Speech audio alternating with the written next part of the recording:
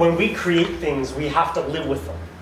And we have the ability, when we build something, if it's a car or a transit system or a city, to build friendliness and empathy into the system, to make it friendlier so we can thrive alongside of them. But weirdly, often enough, we don't. There's an automotive designer named Daniel Simon who wrote something to the effect of, people will reject a car design if it doesn't have a face. And if you look at the most successful car designs, you'll find that that's true. Especially if you look at the converse of that, when you look at the most successful car designs. The Volkswagen Bug, like, does it run? Do we give a shit? It's the coolest car ever made. And there were even versions that had these sort of metal hooded like eyelids and eyelashes on it. You can't look at that car and not smile. It has a distant cousin that's a bit zippier, the Porsche 911. Also very wide-eyed and smiling, but it has this kind of, are we there yet? Are we there yet? It's taking you on a back road adventure, and you like seeing it. And here's Daniel Simon himself with the Bugatti Veyron, which he invented. And look at that face. You know it's fast, but it's also kind of a douchebag. Like, it's saying, I'm a car for the 1%. He's like, I don't have a price tag because you can't afford me. And for the rest of us, we just get these dock loaders. And I mean, look at them. I go, hey guys, what are we doing? Oh, we're moving some boxes. Oh boy. It's like the dog at the beach that all it wants to do is like the same walk over and over and over again. It's loyal to the point of a fault every single day, and you know that just by looking at it. Gas tanks for eyes, it's genius. So when the guys in Cars from Pixar came up to do Cars, they probably found that about 99% of their work was done for them. Nick and I had a conversation a couple weeks ago, and he said that if you give your car a soul, it's going to live forever. And we were talking in terms of like user interface and artificial intelligence and self-driving cars. But if we approach that from the outside, that's also true. If we find a way to build our cars so that they're lovable, then we take care of them, and then they take care of us better. And isn't that a relationship? I think kind of is. In DR Congo, they're not really putting faces on cars, but they're putting faces on intersections. So at a really hectic Kinshasa intersection, they yanked out the traffic lights, they put in these robotic traffic signalers, and they gave them heads, even though it doesn't need a head, but they gave it a head. Not only did they give it a head, they gave it cop shades. The same sunglasses that police officers in Kinshasa wear. So when you're driving along, you see that thing, you instinctively think law enforcement entity, and then you slow down. It's fantastic. You do whatever the robot tells you. In this case, you guys stop, you guys go. And in Japan, they've taken it to a whole other level. They've experimented for the past like 12 years or so with basically mascots for places and cities. They're called Yurukiara, which means like a gentle character. And they're used for PR purposes to bring tourism in, or to promote a special event, or just to kind of juice up civic pride. And because cities being broke as fuck is basically an international phenomenon, there isn't a lot of money kicking around to design cartoon characters. Like, not when you have potholes to fill. So these characters are created via public engagement. They basically have public contests, and the most unhinged design usually wins. Like, here's your duck. And this fellow, his name is Kumamon, and he is the face of Kumamoto Prefecture. He was designed in 2010.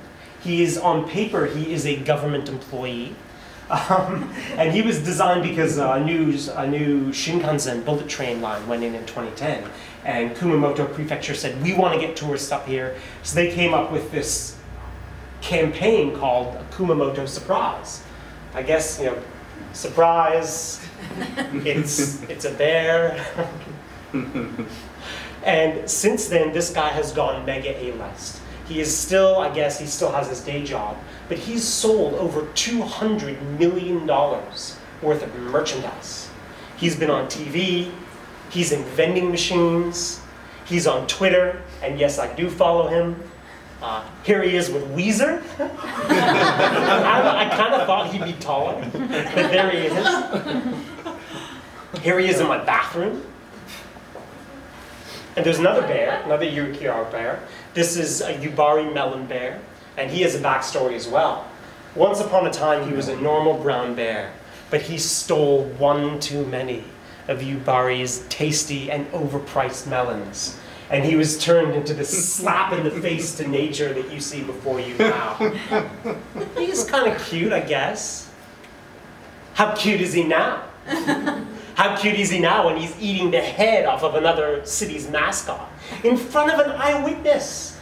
And she's just going to be traumatized by this because Yubari Melon Bear doesn't give a fuck. This is Unari-kun. He is the face of Narita, which is home to Tokyo's International Airport, which you probably guessed because of his avionics. So you see him all over the place in the city and also at the airport. And I wrote about him for Akihabara News, and I called him a bird plane. Like, it's a bird, it's a plane, it's a bird plane. It was funnier when I was drinking at the airport. But I later found out that he is not a bird plane. He is an eel plane.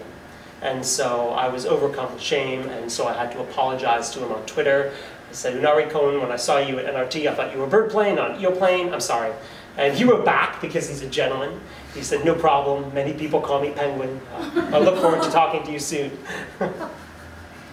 And sometimes you see characters for places that you think maybe shouldn't have characters. How many here would like to meet these two guys? Because they're pretty cute. The only way to meet them is if you really screw up and end up at Ashikawa prison. This is Domo. You've probably seen him on the internet or in cartoons or something like that. But on the cartoon, he's a monosyllabic monster that shares a cave with a drunken bat. But in real life, he is the face of NHK, which is Japan's national broadcaster. But like his ursine cousin, he's taken on a life of his own. And so he's also, you see him all over in toy shops. And he's had some memes about him on Reddit and stuff like that. But he's a really good example of giving a face to a system. And that leads us to my penguin friend. This is a Suica card, and it is a paperless fare card for use in transit systems all over Japan. So you can use this on the subway, you can use it on the bus, you can use it on the train. If you have enough money on it, you can use it on a bullet train. You can even use it on taxis.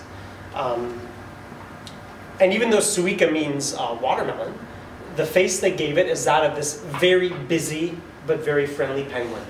And look at him, he's in a hurry, but he turns and he waves and he smiles. He always has time for you, no matter how busy he is. And that's what's so cool about the Suica penguin. And people have fallen in love with this guy. And over the years, the different fare card systems, here, I'll pass this around so people can look at it. But I want it back, it has like 17 bucks on it. Forget it, Jordan, it's mine now. Oh, I knew the risks. So a lot of these fare card systems have converged, because there are like, I don't know, like 10, 12 different ones. And the way they convey that to the public is by this, in this case, Passmo and Suica, in this really cheerful kind of robot penguin dance. Not only do we understand it, not only does it make us smile, we kind of want to be involved with it. It builds goodwill towards change. And that's a huge part of what giving face to something is really all about. So whenever you see this friendly penguin, you know you can see it's just between you and him, he's winking at you. You can use your card there. If he's holding up his mobile phone, you know you can use the Suica mobile there. You even see him in real life. This is him outside of a huge government building in Shinjuku. If you ever see Mr. Penguin in real life, please tell him I say hi. We became very good friends. Whenever I had to reload my Suica card, it became feeding the penguin. And you can only do it with cash. And that motherfucker is always so hungry. Vancouver was ridiculously successful with designing characters. This is work done by Miyomi Design, who did the faces for our Olympic mascots, Sumi, Kwachi, Miga, and Makmak. And they are freaking awesome. One of the staffers at the Bay Olympic swag store was telling me that Kwachi outsold everybody. People could not get enough of Kwachi. He was friendly, he was squeezable, but he was also like athletic. He's got ink, you know, so he fits right in with Vancouver. And a lot of things went wrong during the 2010 games. You know, there was huge queues for zip line. Olympic Village was kind of a boondoggle. Gastown was made to be basically invisible, which was bad news for all the business owners there. The weather was basically summer. But the one thing we had was some dope mascots. On the flip side of the Olympic mascot thing, we have to look to London. Now, I know, this is the opposite of what happened in Vancouver. Irish creative agency came up with Mandeville and Wenlock. And it was actually kind of interesting because the users, because they were interactive. They were interactive. You could kind of put skins on them and adapt them to how you wanted. But there was basically the Londoners saw them as these sort of unblinking CCTV cameras, which tells a lot about how Londoners see their city. It kind of didn't help that each one has a tattoo of Lisa Simpson giving Bart a blowjob. But London already has a face, and we all know that face. It's a Cyclops face, but it's the tube symbol. Like to this day when I'm traveling, I need to make a note about a mass transit stop. I always do a circle with a line through it. And even if you take out all the writing, if you just show someone that red circle with the blue line, they'll just think London. So London kind of already does have a face. Down south in Melbourne, Yarra Trams is running the largest tram network in the world, and it is truly a thing of beauty. But with all those mass transit vehicles zipping around, Yarra Trams, when they took over in 2009, decided they need to remind people not to get hit by a tram, because you need to remind people not to get hit by trams. So Helsinki agency was tasked with coming up with basically a public safety campaign for it. And they inadvertently gave the Melbourne tram network a face. They invented Spike the Rhino. Check this out. This is just awesome.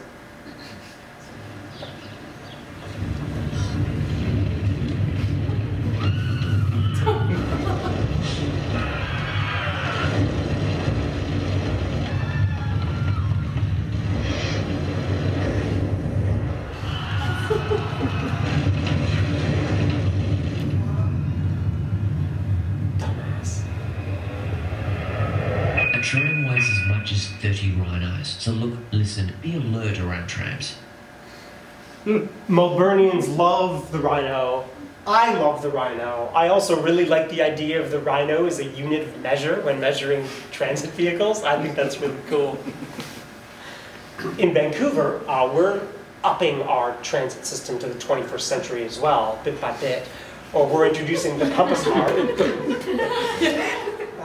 Yeah, you said it, not me. We're introducing the compass card. It is a ticketless, paperless fare system. When this thing is being rolled out, there is no accompanying boost in service. It's actually going to be harder for people to use when the system is rolled out. And it's going to be more expensive for a lot of us to use as well. This is the compass card. I'll pass this around as well. One of the versions of it. So with all that in mind, you would think the TransLink would take very seriously pitching this to the public, getting them on board so that they would embrace this change and champion the new compass card and get it to work. You would be mistaken. Seriously, this is what they're coming at us with. What's this compass thing all about? It's a transit fare card coming soon. Would you like a mint? This is not strong work. This is real. I don't have good things to say about this. And months ago, I had suggested to TransLink that they call the card Bear Fare, and maybe have a picture on the card of this commuting bear, maybe carrying the card with her own picture on it, you know, commuting, some horn rim glasses, I don't know. They didn't think I was serious, but I was very serious. And a few weeks ago, I was having a conversation with Graham Dobson, one of the co-founders of Codename Design. And we were talking about Bear Fare, we thought it was cool. And so I wanted him to come up with, as quickly as he could, an ad campaign built around Bear Fare to pitch it to the public, just to see what he could do. So he was like, what's the copy? I was like, I don't know. no more fishing for change, no more hunting for tickets, bear fare is here. I get 3 seconds, as quickly as I could type it. And then I told Graham, or asked Graham politely, to bust out a design element for it as quickly as he could. In less than 40 minutes, Graham came up with this. Fish jumping past the window, subtle antlers up in there, bear fare is here. It's a fuzzy bear, it's like a toy, and he's smiling. See the 2 empty seats because the people who don't have bear fare, they missed the bus. And just to kind of slap TransLink's designers in the face with the other side of his hand, he threw in a logo as well. I think Graham absolutely killed this. And I really wish that we had had something like this. It just makes us want to deal with the change more when it's something that we like, that we can recognize. It has a face. It has a soul. We want to be its friend, and we believe that it wants to be our friend. I have one more example. This one is from the San Francisco Bay Area. Now, only the cables are holding things up on the Golden Gate Bridge. It seems like everything's moving better. The Golden Gate Bridge all-electronic tolling system makes it easier for Bay Area drivers and visitors to cross the Golden Gate Bridge faster and more conveniently. Tolls are automatically assessed with a fast-track toll tag or by license plate, so don't stop at the toll plaza. Just relax and go with the flow. This helps minimize congestion approaching the toll plaza, makes your trip more convenient, and keeps things moving by offering several payment options. Before your trip, you can set up a prepaid fast-track account. As you pass through the toll plaza, a windshield-mounted toll tag will automatically be read. With Fast Track, you save money on your Golden Gate Bridge toll with each use. Or you can set up a non-discounted toll pay-by-plate account. With license plate accounts, you're charged only when you cross the Golden Gate Bridge, so you don't need to maintain a prepaid balance. You may also set up a one-time payment in advance by phone, online, or at a cash payment location. You can also make a one-time payment after crossing the Golden Gate Bridge. If you don't have Fast Track or didn't make a pay-by-plate payment, you'll receive an invoice in the mail. With Fast Track and pay-by-plate payment options, we're keeping traffic moving in the right direction. Fast Track and pay-by-plate. Keep moving. So it's pretty cool. The San Francisco Bay Area is home to some of the worst tailbacks in North America. Like the traffic there, because of the Golden Gate Bridge, is even worse than LA. So they use the Fast Track system on 8 different bridges in the Bay Area, but only one, the Golden Gate Bridge, is now all wireless. So you never stop at the toll plaza to hunt around for money between the shifter and the seat and roll down and then go on your way. Now you just kind of cruise through the toll plaza, and it's made getting into the city so much more painless. So really it's only a matter of time before they do this at all the Bay Area bridges. My dad is a lifelong Bay Area resident, and he's not a Luddite. He uses the internet, he has a smartphone, he does selfies, but he misses the toll collectors. And the reason that he misses the toll collectors, he misses interacting with them, he misses their personalities. He would have embraced something like Fast Track the way some of us would, be more willing to embrace something like Compass, if only it had a face. Thank you.